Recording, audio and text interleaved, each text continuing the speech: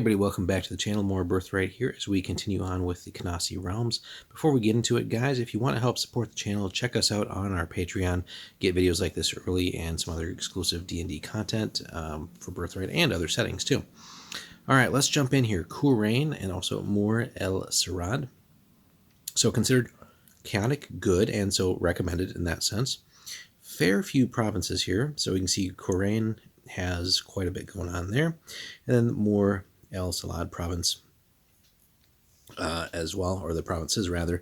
So by and large, fairly unsettled, right? A lot of ones and twos with a big three, or a big, well, relatively speaking, big 3 and 4 there with Zulaf. But also a couple zeros in there, but huge magical potential to tap there. You can see the law is somewhat uniform, a little bit more stuff going on with the temples, the guilds, and then the sources. So there's a fair bit going on in general, but the law is a little bit more unified than in Jafra, which we saw earlier. So on the edge of the Dokandra Forest lies the vast frontier state of Khourane, a land of able folk who prefer to mind their own business. The Emira enjoys respect throughout the state, but the Khouranian character doesn't lend itself to extensive policing or bureaucracy. Therefore, she only has a handful of law holdings. That being said, might not hurt to, at some point, raise the provinces up a little bit and kind of keep the law there and keep it from being contested. Now, the temples, though, the Neridan Temple of Sarma enjoys popularity in cities and places of trade, while the local Shield of Halaya, led by Tihara Minbuseri, level 8 fighter, lawful good, and just a very teeny bloodline there, finds favor in the countryside and among warriors and nobles. So at least no conflict there between those religions. Guilds, though banned, the Society of the Serpent, again we've seen that now twice, has infiltrated the cities, working to weaken the Emir's rule. That could just be a fun sort of cult to go hunt down. Thinking back to like the original like Conan movie and everything, right? So like this Serpent Society and all that stuff, but that could be just a fun sort of guilds to sort of wage war against, sort of covertly perhaps. And again, yeah, works to weaken the Emir's rule, but Omar El Rahal, it's a level 9 thief and neutral good, has the trade advantage with his Dokandra Coster, which he established to exploit the northern frontier. You know, we can see that there. Sources: the sorcerer, or the sorcerer actually, or El Sarad, rules a domain called Mur El Sarad, 2 provinces that he actually took from Khourane, just southwest of the Emir's realm, and commands much magical power through the Dokandra. However, the Emira and the Grey Shadow, a wandering and weird wizard named Tarek Ulwin, are potent mages too. So that's just cool there. So we get, you know, some fun additional sort of named characters, right? The sorcerer, but also then Grey Shadow, pretty cool there, and hopefully we'll get a little bit more on that. Now, Regency, a fair bit generated and accumulated there, so you have plenty to work with to start really sort of tidying up the realm and getting it a little bit more productive there. You also have 25 gold bars to work with, and she collects 20 per turn despite really having minimal province levels, so that's actually quite impressive. Army, there's actually a fairly sizable one here too at 12 units. No cavalry, which wouldn't be good in the terrain, which makes sense, but has a fairly sizable fleet as well. So 5 units of spearmen, 5 archers, 2 scouts. Pretty good stuff there. Could probably diversify a little bit though with maybe some just regular infantry. But also a huge navy, 4 Zebeks, 9 Duras, and 2 Dows. So yeah, quite a bit there. And again, you have the resources to really start working on the realm, getting it a little bit more organized and unified, and maybe even crank that that economy up a little bit more. And then maybe go dealing with some threats.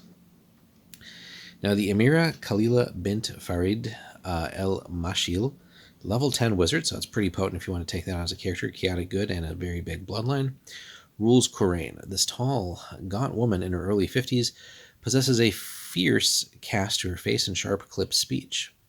Though often short-tempered and sarcastic, she's extremely intelligent, capable, and misses nothing around her.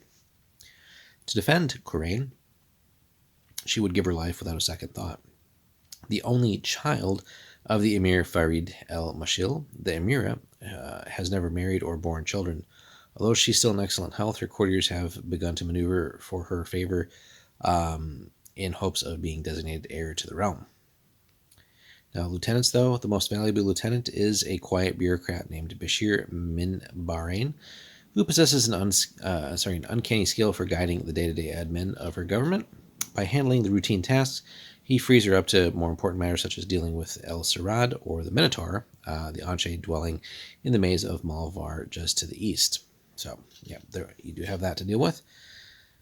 Other important NPCs, the wizard El Sarad, again, really unknown, rules the little realm called Mur El Sarad, or the Sorcerer's Domain, just southwest of Khourane. Its provinces, Becheda and Gurin, traditionally belonged to Khourane, but 10 years ago he claimed them by casting an impenetrable warding that isolated them for years. Despite the efforts of the Emir's magic and troops, he couldn't be dislodged. By the time he released his warding and opened up the lands, he had forged them into his own domain. Now, generally, the people of Mor El Sarad seem content. Their mysterious overlord asks little of them and allows the various village and town councils to admin the realm.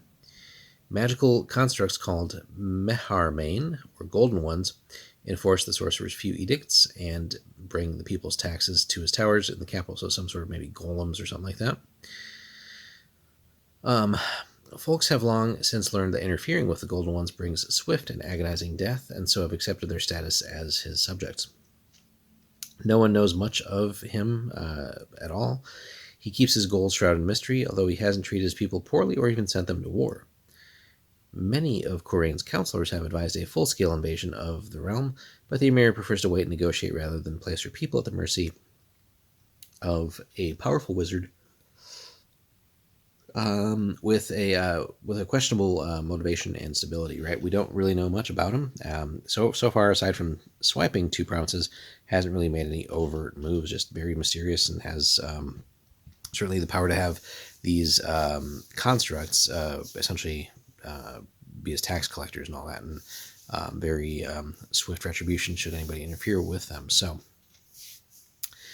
Like its neighbor Jafra, it possesses great natural beauty, that is the realm itself, right, with towering peaks, trackless forests, and swift running rivers. People feel a deep reverence for the land and husband its resources carefully.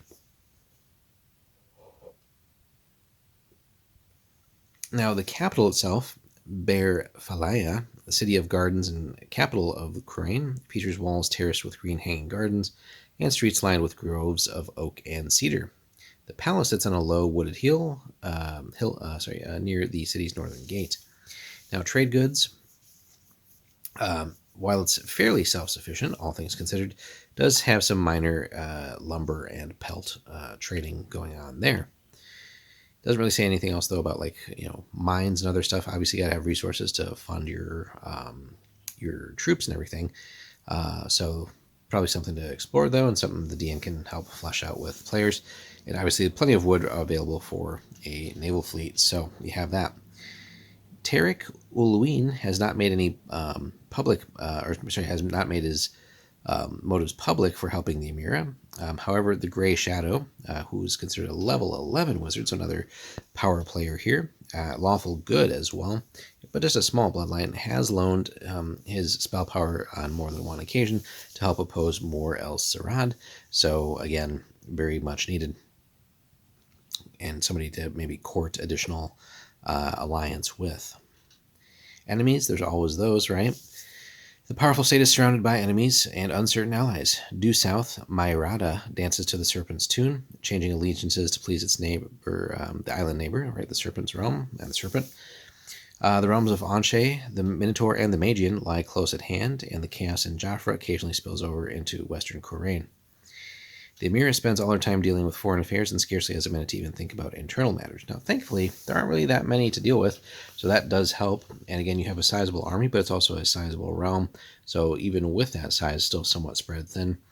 For the moment, at least, Mor El Sarad doesn't really seem like a threat. But again, that could change. The main thing there is really just dealing with the Anshe. Now, the Minotaur seems more self-contained, right? We've covered Malvar in a previous video, but the Magian is really like a top-tier threat to really everyone. So that would be a great motivation as far as shoring up magical defenses, regular mundane defenses,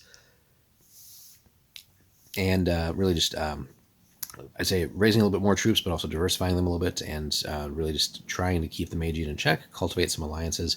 Again, sort of with that wizard there, the Gray Shadow, that'd be a great one, and maybe really just building even not necessarily a military unit of mages, but just maybe funding some sort of like wizard college or sorcerer college or who knows what in there, with the idea that you have more potent magic users to oppose some of these really dangerous threats out there. So a fun realm, a lot of things to go on here, and a little bit of like internal chaos with just the way that it's set up and not really overly settled, right? But a unique proposition there, and that you used to have two other provinces that have kind of split away, not by choice but by force, but aren't necessarily an enemy in that sense. But you have more external issues to deal with. The temple situation is fairly benign, but the guild there with the Society of the Serpent, right, is a threat. And again, the aforementioned Anche. So there's plenty of threats there, but fantastic one to rule up if you have the skills for it, right? Another sort of mage realm that we don't see that many of, but they're there.